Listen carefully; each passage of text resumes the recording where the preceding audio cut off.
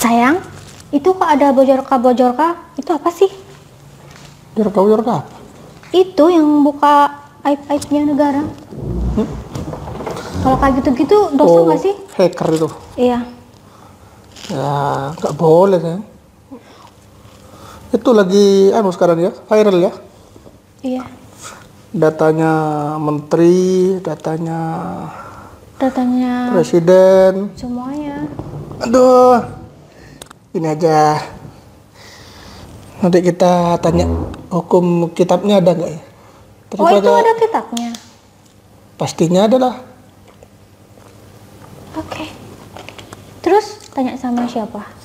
Iya, tanya sama ahlinya lah. Oke, kita tanya sama lulusan Ma'had Ali. Kan pasti kitabnya banyak, tebel-tebel segini-segini. Kalau aku juga ada sih kitab. Kitab apa? Kitab jualan. Sehari gak ngapa-ngapain ya kan. Tadi ya. Tapi habis ini kita datangi ya, kita lihat kitabnya ya. Okay. Kitabnya apa saja. Ya nggak apa-apa, kita nggak ngapa-ngapain, yang penting ada yang cuan. Iya, sekarang itu lagi ngetren ya. Lagi negara itu lagi di semua orang-orang pintar seperti itu. Katanya netizen sih itu pengalian isu ya. Pengalian isu di kasusnya Tit. Oh. Ya, kita nggak usah ikut-ikut itu. Iya sih. Dan kita habis ini belajar aja, sayang. Iya, belajar agama aja ya. Menurut agama itu seperti apa? Ayo, kita ke sana ya. Oke. Nah, tadi istri saya tanya tentang biorka yang lagi ngetren, karena istri saya suka browsing. Dan tadi kita sudah akan tanya tentang hukumnya. Ini kita sudah sampai di rumahnya Al-Fakir ini ya. Jadi beliaunya Ustadz ya. Ustadz lulusan Ma'had Ali ya. Lulusan Ma'had Ali. Jadi ilmu fikihnya ini nyampe sini saya dikasih fikih progresif ini. Ini dan kitab-kitab di belakang banyak ya.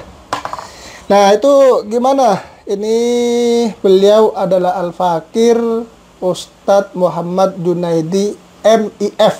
MIF itu Magister Ilmu Fikih. Itu jadi gimana Ustadz menurut jenengan mengenai biorka ini? Terima kasih. Assalamualaikum warahmatullahi wabarakatuh. Waalaikumsalam warahmatullahi wabarakatuh. Karena kita santai saja. Iya, kita santai saja. Sedang viral dengan hal-hal yang semakin sebenarnya menjadi perhatian banyak orang, yang itu adalah seorang hacker yang kemudian memberikan pengaruh sangat kuat kepada media massa, yang mengungkap semua data-data para pejabat, bahkan pembunuh Munir itu satu kasus yang sempat tertutup lama dia buka lagi, sehingga dia betul-betul menjadi perhatian khusus dari para banyak viewer, sehingga jelas dia akan menjadi perhatian yang jadi harus kita bikin hal yang menjadi apa sebenarnya pertanyaan kita, betulkah perbuatan yang semacam itu? Ya, jadi biorka itu kan sekarang lagi viral, terus dia itu mengungkapkan banyak data tentang pemerintah. Nah, sedangkan generasi muda termasuk anak saya itu sehingga bercita-cita ingin jadi hacker.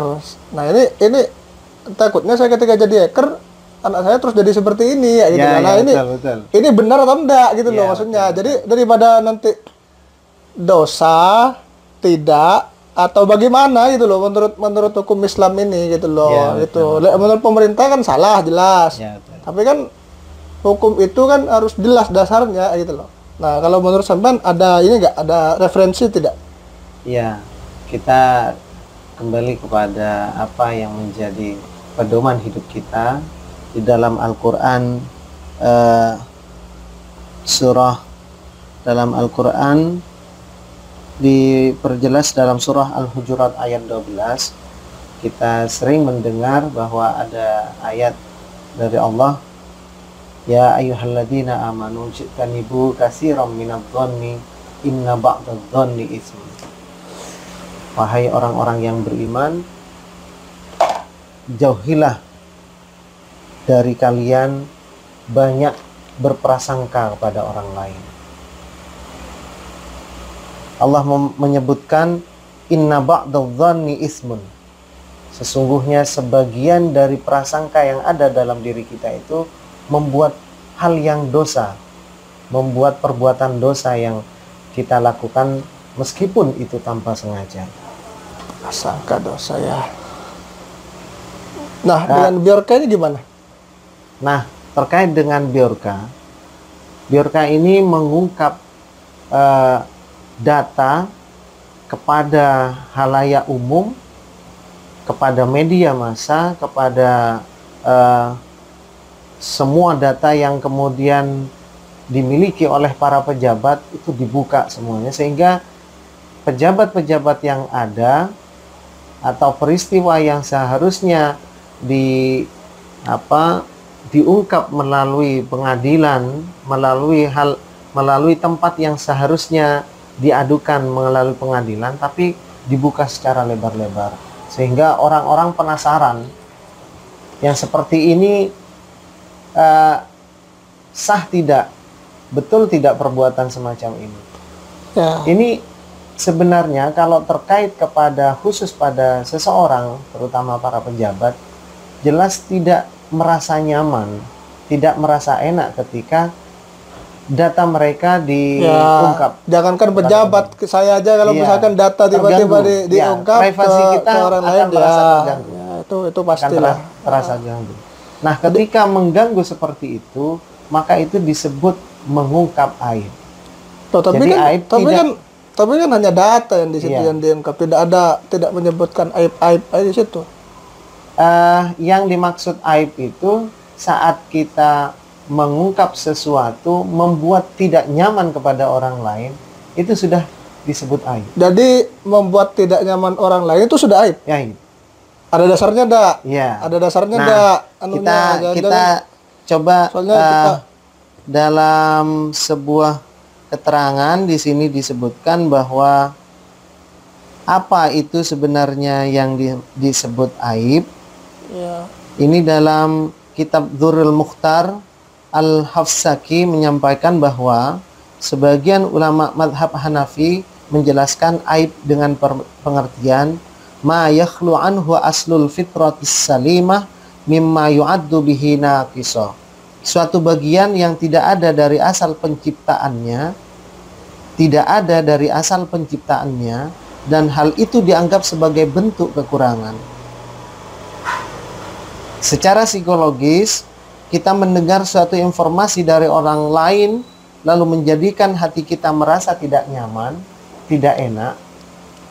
Informasi itu membuat orang lain tidak nyaman dan tidak enak. Itu termasuk berupa aib. Ya. Itu menurut kita berarti ada dasarnya ya? Ada dasarnya kitabnya itu. Jadi agama sebenarnya ketika ada satu hal yang membuat tidak nyaman kepada orang lain, itu sudah aib, sudah. Etika kita tutupi aib orang lain itu. Karena dalam sebuah hadis diperjelas bahwa ketika seseorang menutup aib orang lain, maka Allah menjamin aib dia akan ditutup di dunia, bahkan nanti di akhir. Ada dasar hadisnya? Ya, dalam sebuah hadis Rasulullah bersabda, "Wa man satara musliman satarallahu fid dunya wal akhirah."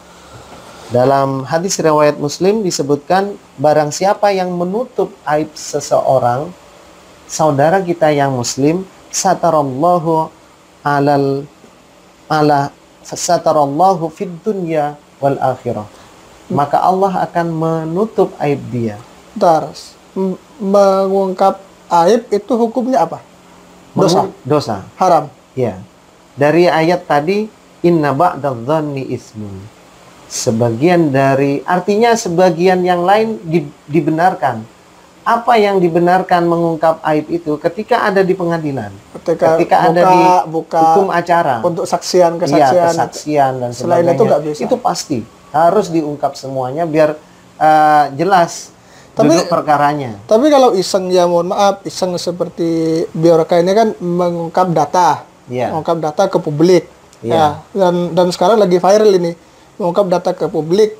Sesudah itu ternyata yang diungkap datanya ini tidak nyaman, gitu kan? Ya, Tidak nyaman, betul, maka ya. itu disebut sebagai aib. Iya. Sedangkan membuat aib kepada Mengungkap seseorang, aib mengungkap aib seseorang, seseorang itu adalah berdosa. Dosa. Berarti apa yang dilakukan itu menurut hukum yang ada di sini tadi dasarkan kitabnya itu berarti berdosa. Iya, berdosa. Dia melanggar etika dasar dalam bermuamalah, dalam bergaul antar sesama, bahwa ketika melihat, ketika tahu dengan aib orang lain, sebisa mungkin kita tutupi. Berarti meskipun itu kebenaran, artinya tidak di situ. Misalkan mungkin mengungkap pembunuh Munir itu ya karena emang orang, karena itu demi selama itu tidak demi kebaikan, hanya iseng dan membuat orang tidak nyaman, maka itu aib. Iya, itu betul. mengungkap aib. Iya. Kecuali itu kalau memang ingin diungkap, maka seriusi sekalian. Jadi ada niat baik di situ ya. Itu niat baik. Tidak main-main ya, gitu. Tidak main-main. Ya, ini kan hanya sementara asumsi pribadi kami sendiri bahwa ini hanya ingin populer, viral, berita seperti sedangkan ini. orangnya tidak jelas ini siapa sampai sekarang. Ya. Dengan seperti itu dia mendapatkan perhatian dan dia mendapat subscriber dan sebagainya, dia mendapatkan pundi-pundi rupiah dengan mengungkap seperti itu. Apa kemudian dalam agama kita mendapatkan rezeki yang dari jalan seperti itu akan membuat tenang? Jelas tidak mungkin. Tapi sekali lagi ini adalah penilaian dari sisi agama. Jadi dari sisi agama berdasarkan kitab tadi, berdasarkan hadis dan berdasarkan ayat disimpulkan seperti itu. Tapi semuanya itu ya kembali kepada anda-anda semua yang melihat bahwa kita hanya belajar dan mengambil kesimpulan dari apa yang ada di sini, gitu. Sebagai penutup, ingin kami memberikan memberikan pandangan, wawasan kepada semua yang menonton di sini. Mari kita kembalikan suasana budaya timur kita untuk tidak mudah mendengar satu hal, melihat satu hal yang tidak jelas, kemudian kita dengan segera ingin tahu. Kalau itu adalah privasi orang lain, mari kita tutupi bersama-sama. Kalau memang ingin mengungkap kebenarannya, ada tempatnya. Kita bawa ke pengadilan, kita bawa secara profesional, sehingga orang lain yang ingin tahu itu hasilnya mengalami pengadilan. Ada tempatnya masing-masing sehingga bisa. Sampai Pak Mohaimin ganti WA keluar dari WA karena terganggu, karena merasa terganggu sehingga mengganggu orang lain gitu. Jadi kita sebenarnya tidak fokus kepada seseorang atau kepada biorka atau apapun. Intinya kalau mengganggu orang lain itu adalah aib, membuka aib orang, membuka aib orang lain. Dan itu siapapun sangat dalam larangan agama memang tidak boleh, betul, dan itu dosa. Jadi kita sadari semacam itu, bahwa hal semacam itu tidak baik untuk dilanjutkan. Dan untuk para generasi muda yang tadi sempat disampaikan keluhannya, ya marilah kalau kemudian menjadi hacker yang baik.